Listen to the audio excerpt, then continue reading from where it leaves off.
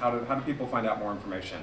You welcome Steve McCarron into your home every weekday morning on KOMO 4 and ARC Seattle. And we're back right after this. Stay there. For the most part, his day consists of delivering the news and telling stories about the community. But today, Steve isn't telling the story, he is the story. So there's the bloodmobile for you. It's waiting for you. Here we go. It's been a long time. It's a side of Steve we aren't used to seeing on TV. All right, here we go.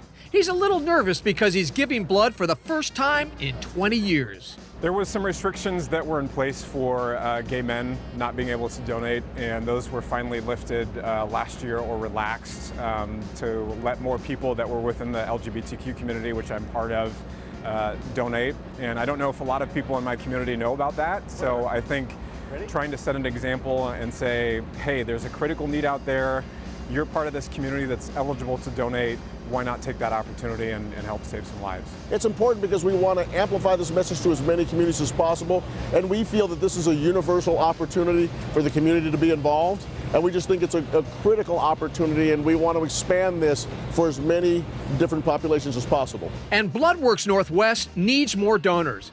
In a perfect world, 1,000 people need to donate daily to sustain a healthy blood supply for our local hospitals. When we go 4 days in an emergency blood situation, which we have, and I think it's probably beyond 4 days, we go code red. So we go ahead and call upon our corporate and media partners here in the Pacific Northwest, who are such wonderful supporters and help us amplify this message to see if we can connect with blood donors and engage with the community to come and donate blood. That's why Steve is happy to finally roll up his sleeves and donate, even though he's a little hesitant. I'm not a needle guy, and I sometimes get a little bit lightheaded, so I'm one of those that has to lay down a little bit. I think my eye on the prize is for that cookie at the very end.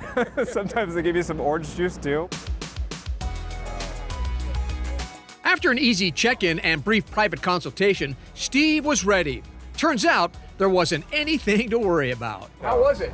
It looked pretty simple. Simple. Piece of cake. The needle, no problem. Nah, just can't look at it. People's biggest fear is the fear of needles. And if you think about it, there are kids at Children's Hospital who need platelets. And if you're gonna let that little needle stop what they're going through, it's something that we always talk about, the fact that it's painless. It's really, really easy. You come in, you can make an appointment, and you get a cookie at the end, and that makes it a lot of fun. Steve donated roughly 1 pint of blood today, which can help save up to 3 lives. It's goodwill for the community. You help our health system and our doctors who are working with patients, and ultimately that's where the goodwill goes to. It's the patients in hospitals who need the support from the community members. For Steve, the process was simple, and he got his cookie. All right, that was easy. I'm gonna go to work. It's awesome. You know, I think about the people that are within my family who've gone through some health challenges and have needed somebody who's stepped up to donate blood. So I think about them. I had kind of a rough day yesterday, just dealing with, broken down car, that sort of thing. And I went to bed thinking, you know what, I'm gonna save somebody's life tomorrow by rolling up my sleeve and donating blood. So that's what I'm focused on, and I think it's a really cool opportunity just to make a difference.